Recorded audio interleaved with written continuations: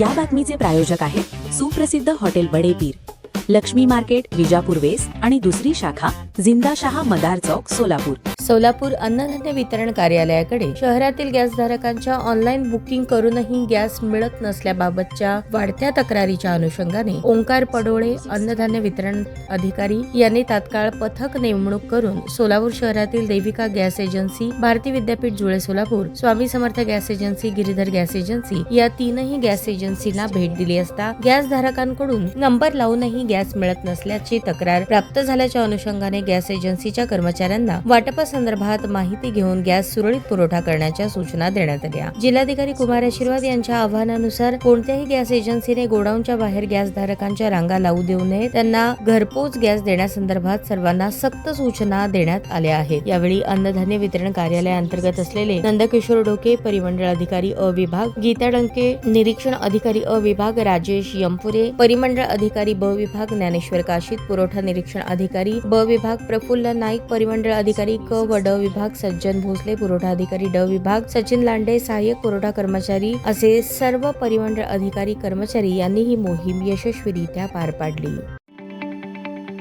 ताज्या बातम्या पाहण्यासाठी प्राईम महाराष्ट्र न्यूज चॅनलला सबस्क्राईब करा.